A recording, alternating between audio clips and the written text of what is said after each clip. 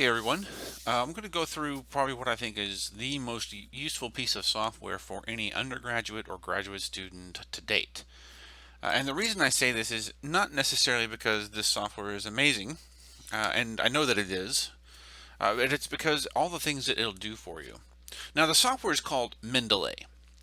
And what I'm going to do first is I'm just going to kind of go through the basics of what is Mendeley and why should I use it. And I don't know how long this video will take, but I want to answer those two questions first. Now, without getting technical right out of the gate, I just kind of want to show you what Mendeley looks like. This is my Mendeley. This is my login. I have an account on Mendeley.com, and the accounts are free. Any student or anyone can register on Mendeley and start kind of building your citation database, building your citations, and keeping track of your bibliographies over time. And this is all Mendeley really does, but it does so much more than that, that I'll probably have you sold on the software within the first few minutes of this video. So in technical terms, Mendeley is a citation and reference manager. Now, what does that mean? Well, you know, when us crazy professors make you write 1,000 or 2,000 or 10,000 word paper, we always make you cite your sources. Well, this organizes and tracks and keeps sort of keeps track of these sources that you have. And as you can see here, I've got a number of sources in here. This is all my documents, but it also allows you to organize your sources in a logical manner that means something to you. Now, for those of you who know me, you know that I do a lot of research on cyber terrorism, cyber crimes, things on the dark web, critical infrastructure. That's my area of expertise, and that's what I do a lot of writing on. So I have mine basically set up either by a class that I teach, a coursework that I teach at the university, or I have it working on a paper that I'm working on with any number of other colleagues, or a paper that I'm working on my own. So as to show you that, I can show you all of my documents, and here are all of my documents, and you can see there's a lot of documents in there. Now imagine me trying to remember all of those by hand. And this is how we used to have to do it. We used to print this stuff off, or we'd keep a Word document or an Excel spreadsheet or an Access database. If you were really smart, you kept those things. If you weren't, you kept the actual journals on your desk or in a bookshelf somewhere, and you would bookmark them somehow, or you'd put a sticky note in them. You'd come back to and from these, or worse, you'd print them off and keep them in a separate file cabinet. I mean, this is the transition of moving from a paper format to a digital format, and this is much easier for you guys to do. I wish I'd had this as an undergrad. Fortunately for me, I transitioned to Mendeley at the graduate level. It got to the point where it was extremely usable, and I ditched another piece of software called EndNote forever. And most people had to use EndNote in 2000 going forward, because it was the only thing really available. Now there's a number of solutions out there, but I really feel this is probably the best one for you. One, because it's free for students, just period. It's free for anybody, but it's really designed for students and for graduate students, for self-publishing authors, that kind of thing. They make their money when you're collaborating with other colleagues or other writers or researchers, and honestly speaking, their prices are extremely cheap for what they do. I would happily pay these prices in a heartbeat, considering all the things that it does. But let's take an example here. Currently, I am working through a literature review on cyber victimization, and I've just started this literature review, so I'm really in the find everything I can phase. And you'll know that phase because that's the phase where you have to go to all these databases and find articles. It's actually my favorite phase. It's my favorite part of doing any sort of research, is going and finding what everybody else has read. You would know this as the beginnings of a literature review. And it's one of the things that students dread, because you've got all these sources, and oh my God, you have to read some of them, and you have to annotate them, or you have to put them into a lit review. But really, this is where Mendeley will shine for you. First off, if you're a grad student, if you're working on a master's thesis, some sort of policy paper, or for God's sakes, a dissertation, you're going to want to have something that keeps track of your citations. I recently helped a friend out and recover a hard drive. I happen to be sort of geeky nerdy. I used to be a technician, and recovering data off of a dead hard drive is definitely not what you want to do when you're staring down the barrel of a master's thesis or a dissertation. Utilizing something like Mendeley, specifically Mendeley, there's a certain peace of mind knowing that when you go to bed at night, you're not going to wake up and all your research is gone, especially if you spent a year or 2 years. Some researchers spend 3 or 4 years working on their dissertations or field research. You certainly don't want to lose all that. So everything that you see here is actually stored in the cloud. I have an account, and in fact, I can come up here to options, and we can see what my account usage is.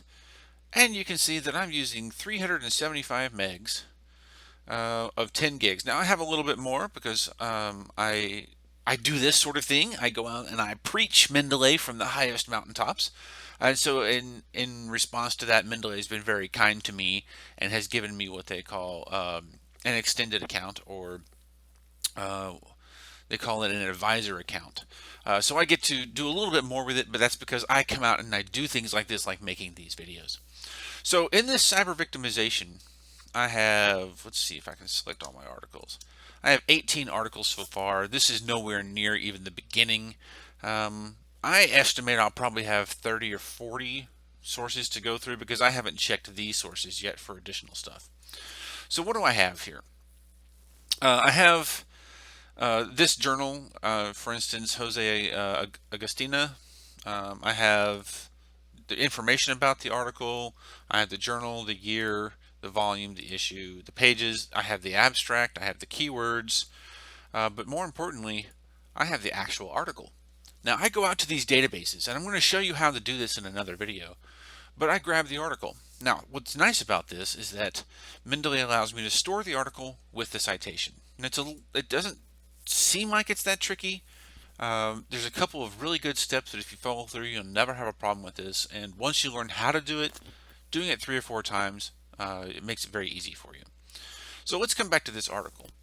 Now, what's nice about this, as you can see, I've got notes in here. I can put a little sticky note, use this in the introduction to make my case for an argument. Now, that's actually a test one that I did a couple of days ago, just to show somebody else. But I'm going to show a note here. Let's say, for instance, I come down to this. And this is probably how I really will make my notes. Analyzing sextings from a criminological perspective. That's actually on par with what I want to look at. So go find this article by J.R. Agustina, 2012. All right, what does that do? Well, if I come over here to my notes tab, I can have all my notes. Every note that I make in the paper is listed here. For instance, this is a test note. I'll just put the test note in here. Now, this is all a bunch of stuff that comes built in. I'm just going to delete that. I can actually start writing my annotation here. Whoops, I just can't type today. Now you can use this area for anything you want to use it for. I actually start my annotation here of what the article is about. I read the article, I abstract it, I highlight things. Oh, did you know you could highlight things? Watch this. No more printing out the article. You don't have to print the article to write pen and paper on the side or highlight it with a highlighter. I got really big hands. Highlighters don't always fit, and I don't like the smell of them. I don't have to worry about it. So I can do this digitally, and then just for grins, I can sync it. And when this little bar finishes, not only will the citation and the article be uploaded to my account, but so will the notes and the highlights. So I can come back in here, and you'll do this if you're writing any sort of large-scale paper. You'll sleep between the time that you start writing this paper and the time that you find these sources. You can just come back, click on the note, and it'll take you where do you want to go in the page. This is extremely useful. I don't know if you know how useful this is yet until you've actually done it. But you get into these habits of writing, and you get into these habits of doing research where you start working and then sooner or later, especially if you're a grad student, you fall asleep. You may fall asleep in your chair, you may fall asleep at your desk, you may pass out. It may be intentional, it may be unintentional, but you're going to wake up and try to remember where you were, making notes, starting your annotation, and saving all that information to the cloud is extremely useful. Because there are things in this world that will destroy your research. Dogs, cats, children. Children are extremely damaging to research, and anybody who's researching who has children understands this. Things like tornadoes and hurricanes and fires and earthquakes. Having all this stuff stored in the cloud is peace of mind. A computer can fail. A laptop can fail. A desktop can fail. You can lose power. All of these things are detrimental to your research, and there's no way to protect against them except storing your information in the cloud. And that's what this does. Okay, so that's kind of a rundown of what Mendeley can do, and I can edit this. I can put a star there. I can put additional notes in here. If for some reason the citation is wrong, I can change it. If you need DOI numbers, you can add them in there. You can search by DOI numbers. And occasionally Mendeley is very kind to you, and based on what you have in these folders or in this directory, they'll send you emails on related articles, which is really, really nice. I can break it down to what needs review. I can put my own publications in there. I can have things that are unsorted. There's a number of things that you can use this for in just maintaining your articles. Now, to a graduate student, this is golden, especially if you've never done it before. To an undergraduate student, I may not sell you yet, but if you have plans on going to grad school, really consider something like this. Now again, I break it down by paper. This is a cyber victimization paper. Here's my entire dissertation. All the sources I used in my doctoral dissertation. So why do I have, and you can see some of them are red, like some of them no green dot. Some of them have a green dot, which means I've never actually opened the article, but that's okay. Some of them I didn't need the article, I needed the citation. And that's where this also really shines for undergrads. So to show you that, I'm actually going to bring up Word here. And I realize it's off screen. I'll nail it down here a little bit for you. Okay. As an example, and again, I'll show you how to get this working in a separate video. And there are other videos online that'll help you do this, but I really want to sell you. And I don't get paid for this. It's not like Mendeley sends me a check for every one of these guys I turn on. I get nothing for this. This is just me saying this is a really great tool for you to use. So this is an example of how I like to cite while writing in my papers. I had an article way back when. You know what? I'll do this grammatically correct. Way back when, in 2005. It was a very cool experience, and I can't wait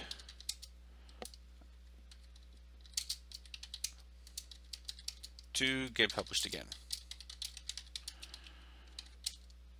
Now I'm going to cite my article. All right. We're going to clean this up just a little bit here. And what I'm going to do is I'm going to zoom in just so you can see how I do this. Now, Mendeley works on the Mac and the PC, so it doesn't really matter which one you're working on. I have both. I have a PC here at home. I have a Mac and a PC at my office. I used to, a long time ago, used to work for Apple, and I'm a big Mac fan. I'm a big Windows fan. I like them all. But it doesn't really matter which one you're using because it works on both. On the Mac, it's in a different spot, but in Windows, it's here under References. I'm sorry, it's no, it should be right there. So I may have to do this. All right. So you get a quick doing right here. We're going to save that document. I will just throw this out to my desktop. And instead, we will open this back up. I had to install the plugin real quick. Again, I'll show you how to do that in a different video. But you see that Mendeley, right here, under the References tab is synced and integrated with Word. So I can actually say, hey, I'm looking for a citation, and my last name is Copeland. So go find all the Copelands. There we go. And this is, well, that's the thesis. And then you know what? I'll show you how to do that in a different video as well. Okay, so it'll cite it based on the citing style that you like. I happen to write in two styles. I write in APA format and I write in IEEE format. So depending on my style, I can go to APA 6th, I can go to IEEE. Let's say you're one of those weird people who writes in Chicago style. Hey, no offense, I'm not judging, but there's Chicago style. What if you're an MLA style? There's MLA. So it allows you to flip in and out of your citation style ad nauseum, just until you just get sick of looking at citation styles.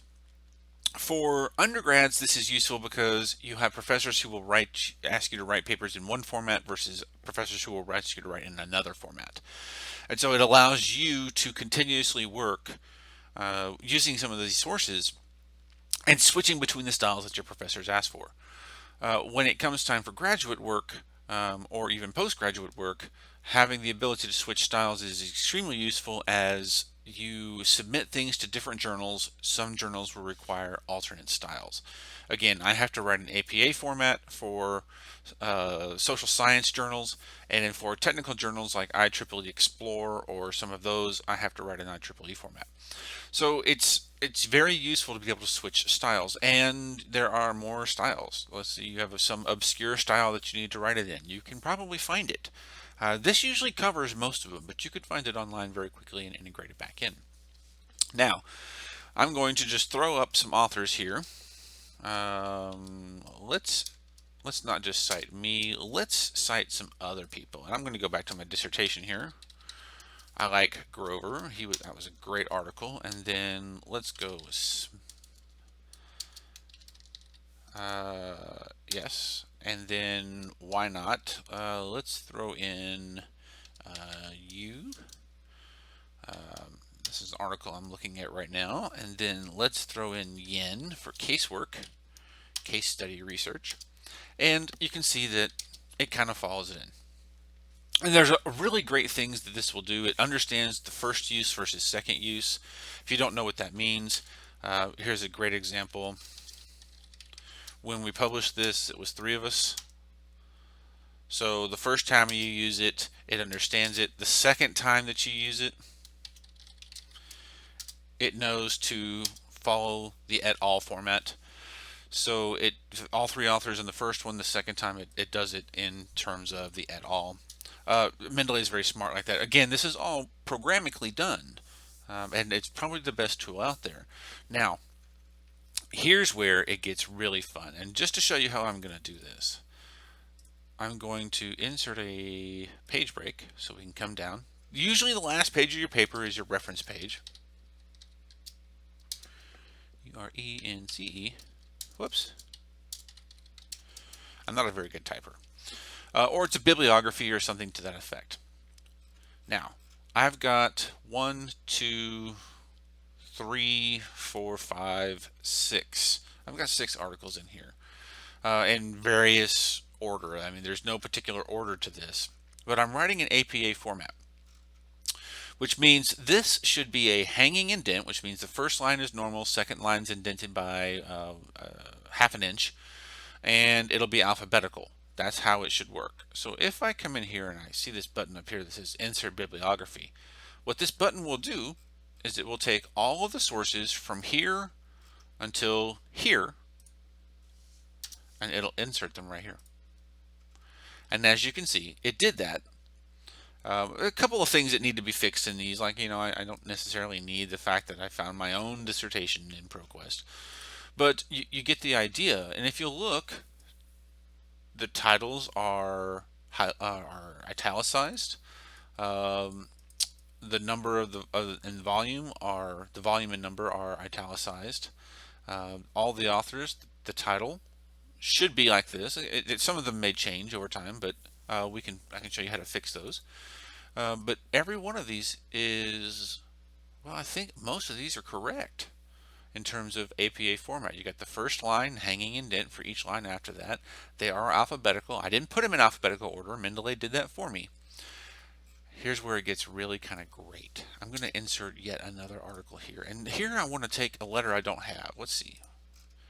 I don't have any K's, or I don't have any, well, let's pick like a P or an N. K, P, or N. So that way it'll be between Grover and Ross. I'm going to look for an article that starts with a K or an N. So let me come up here and insert a citation. How about, oh, no, that's a G. How about,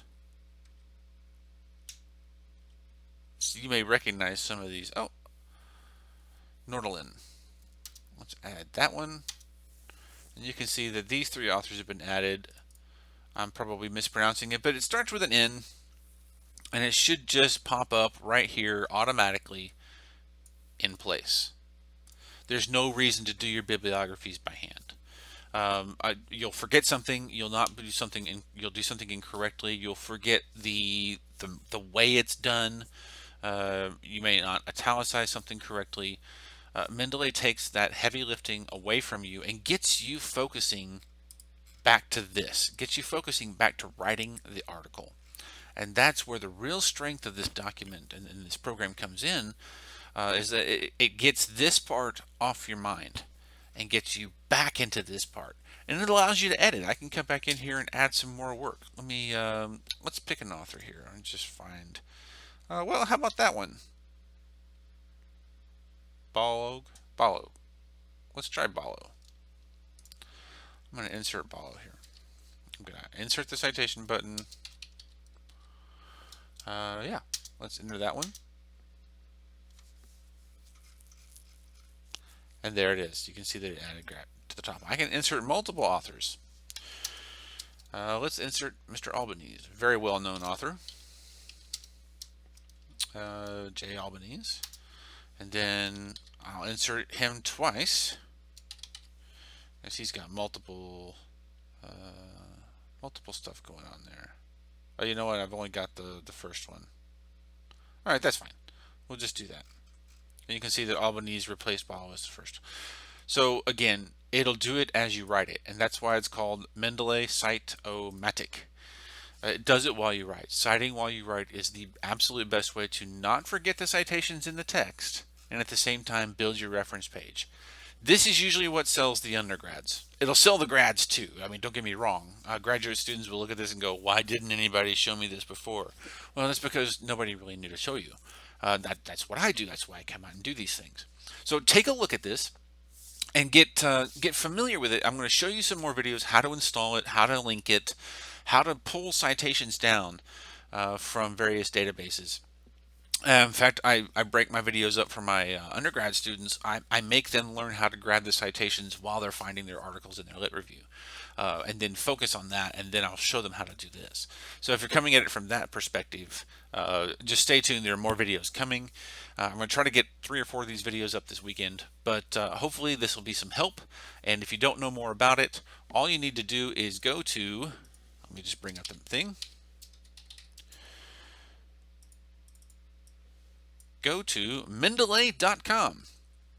You can get all the information you need from Mendeley.com. I'll bring it up nice and bright. See, they get all this free advertisement from me. And I would do it in a heartbeat all day long for them, just because they saved me hours of my life I will never get back. So you can sign in, you can create an account, you can download, again, free account. You just need to download the software and link it up. This is absolutely some of the best software out there for people doing research, for people whether or not you're working on a degree, you finished a degree, you're working on a thesis or a dissertation. Go get Mendeley, go download it for your Mac or your PC, and welcome to the easier way of doing things, certainly the smarter way of doing things. Okay, I hope you found this video helpful. Again, more videos are coming soon, and I'm looking forward to answering some of your questions about how to use Mendeley and how to make your life a lot easier and get focused on what you need to focus on.